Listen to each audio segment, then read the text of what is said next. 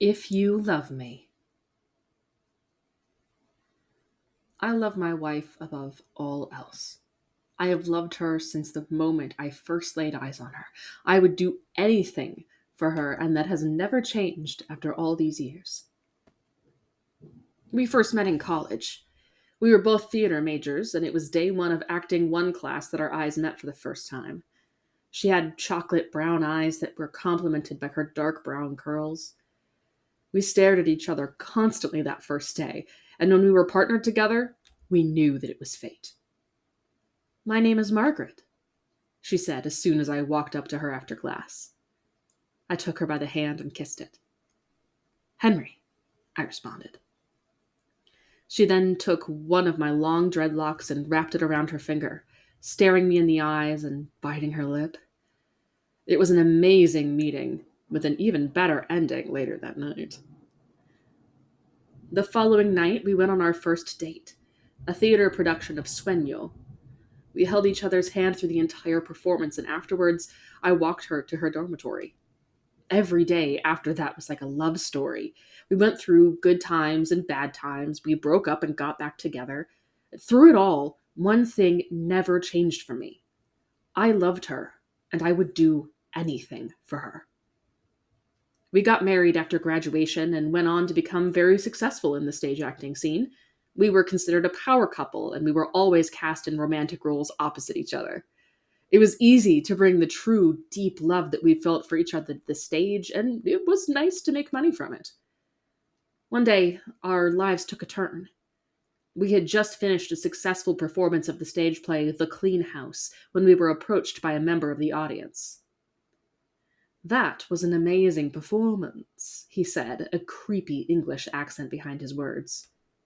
"Why, thank you, you're sweet," said Margaret, gripping my hand. I could tell this guy had creeped her out, but being a talented actress, she was able to put on a nice front. "I've been watching you two for a very long time," he continued, his pale blue eyes staring into Margaret.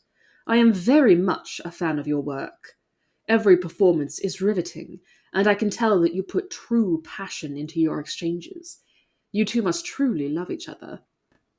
"We do," I said, stepping slightly in front of Margaret. "We love each other very much. I would do anything for her." I looked at her, and she gave me that beautiful smile of hers. Well, that warms my heart to hear," he said as he put his arm behind his back and looked up to the night sky. "True love is a valuable gift that is often taken for granted. If you're not careful, you can easily lose it forever, and it can never be replaced, no matter how hard you try." He then looked at me, and I could see just how disturbing his pale blue eyes were. "Hold on to that gift. Cherish it forever." He began to walk away before I asked the question that had been bothering me since we met. "Who are you?" I yelled. He stopped and turned his head. "Your biggest fan," he answered. He then walked away. Margaret and I looked at each other, baffled at what had just taken place. Later that night, we were sitting on our couch watching a movie when suddenly there was a knock at the door. "Wonder who that could be," said Margaret as she got up to see who it was. She looked at the peephole and froze in place before taking a single step back and opening the door. Standing just outside the door was the same man we had talked to earlier that night. He stood there with his arms behind him, his pale blue eyes shining like the moon. "Honey?" I said, standing up from the couch to join Margaret at the door. "Please, come in," Margaret said to the man, to my shock. "What are you doing?" I yelled, running to get to the door. The man stepped inside before I got there and began to stroke her face. When I finally got to them, I threw my fist and connected it with his face, knocking him back outside. I quickly slammed the door and locked it. I turned to Margaret, who was in some sort of a trance. I tried to snap her out of it. "Margaret!" I yelled, shaking her. "Margaret, wake up!" There was nothing I could do to get her to respond. I shook her, slapped her, and even splashed water in her face. Nothing. Nothing would work. Suddenly, the lights in the house went out. I looked around until I saw the silhouette of a man standing outside our living room window. I blinked, and it was gone.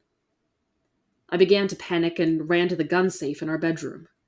Despite being theater nerds, we were very well trained in self-defense and firearms. We could each hold our own if our lives were in danger, and if there was ever a time to put that training to use, it was now. When I got back to the living room, I immediately raised my weapon. There stood the strange man, holding Margaret by the face. "Let go of her, motherfucker!" I yelled, aiming for his head. He looked at me, and the only thing I could see in the darkness was glowing red eyes. He then turned his head to Margaret, and I fired, hitting him directly in the head. He fell to the floor, and I ran over. Margaret fell too, but I caught her before she hit the ground. She still would not respond, her eyes wide open in a trance. I looked over to the man, but he was gone. I gently laid her on the floor and stood up quickly, readying my weapon once again. Suddenly, I felt a strong, tight grip on the back of my neck, and I was then thrown across the room, hitting the wall. I groaned in pain as I grabbed my gun and slowly stood to my feet, shaking as I raised my weapon again. Again, he had a hold of Margaret, but this time he pulled her head close to his. I felt my heart race and my blood boil as he put her lips to his glowing red eyes staring right at me. "No!" I screamed as I ran towards them. He then pushed her to the side and opened his arms to me, as if inviting me to fire on him again. I obliged and fired 5 rounds into him, but all he did was allow them to connect as he laughed. I ran up to him, but he grabbed me by the throat before I could do anything. He pulled me close to his face, and I could see every horrifying feature. Not only did he have demon-like eyes, but his face was covered in disgusting, pulsating veins. In his mouth there were 2 sharp fangs and a long, slimy tongue, which rubbed against my face as if tasting me before taking his first bite.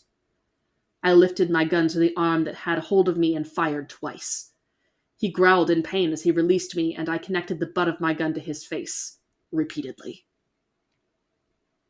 He fell to the floor, and I mounted him, smashing his face more and more, harder and faster. I could feel the blood gush and spray all over as the bones in his skull crack and collapse. By the time I was done, there was nothing but smashed bone, brains, and blood. I panted as I stood back up and limped over to Margaret, who was now fully unconscious. I shook her, and she finally opened her eyes, looking into mine with fear and confusion. "Margaret!" I said, feeling relieved that she was all right. I held her close, and we laid there until I looked over to where the body of the stranger should have been. He was gone, and panic arose once again, and we both stood up, quickly. I turned to face Margaret and screamed when I saw him standing behind her, still in the process of regenerating his face. Before I had a chance to react, he sunk his fangs deep into Margaret's neck. She screamed in pain as I screamed in rage, hitting the monster in the skull once again with my gun. I felt bone crack again as he released her. Again, I mounted him and went to work, growing exhausted the longer it went. I knew this wouldn't last, as he would surely regenerate again. It soon became obvious what exactly I was dealing with. He had put Margaret into a trance merely by looking at her, even looking through a peephole. It wasn't until she invited him inside that he actually got in. He had glowing red eyes and fangs, and he bit Margaret in the neck. "He's a goddamn vampire," I thought to myself. While he was down, I ran to the kitchen and grabbed an old wooden broom.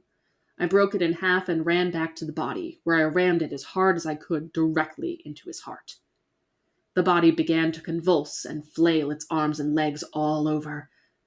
Suddenly, it stopped and went completely limp before melting away into deep red blood and other disgusting fluids. After catching my breath, I slowly turned my attention to Margaret. She sat there in the darkness, legs folded and upper torso full erect. "Honey?" I said, nervously approaching her.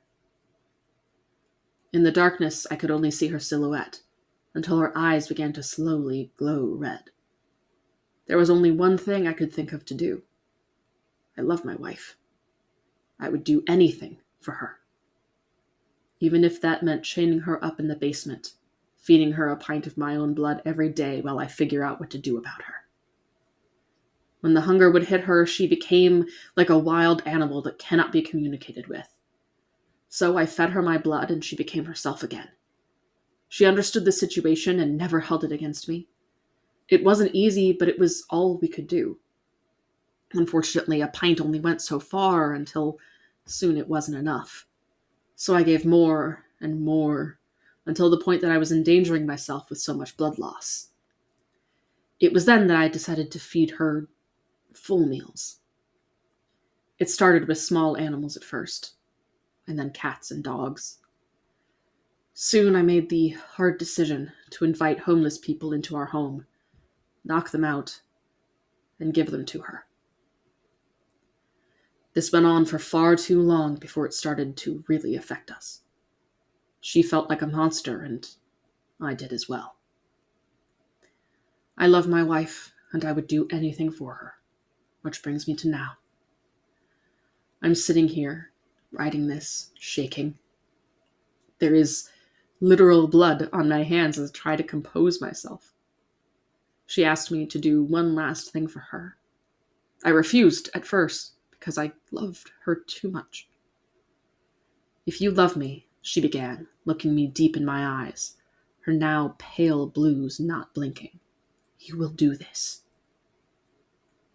Tears fell from both of our eyes as I pulled her close. I love you, Margaret, I whispered. I love you, Henry, she responded. I could hear the squish as I drove the wooden stake in her heart. I trembled as I listened to her whimpers, gasps, and eventual silence. I broke down as her body melted away into liquid. I laid there in her remains, sobbing. I sit here now with nothing left but the warning about the creatures of fiction that are very much a reality. I write my confession of the crimes I have committed out of love. I say goodbye to any friends or loved ones that may be reading this. I loved her, and I did everything for her. Hi, everybody. It's the Lorist. Thank you for coming and listening to this story today. I hope that you enjoyed it. If you would like some more, go ahead and take a look at my channel, where you can find more stories like this and many other kinds as well. P.S. If you could hear any thunder in the background, that was not actually something that I added later. It is really raining here, like hard, and I felt like I just had to take advantage of the ambiance, you know? I hope you enjoyed this one. Vampires are near and dear to my heart. They're one of the main reasons that I started studying folklore. I have so many stories I could tell you about them, but we'll save that for another day. Let me know if you'd like to hear those. And if you have any original stories that you would like me to narrate, feel free to send them to me at thelorist94@gmail.com. Thank you, and I look forward to seeing you next time. Bye-bye.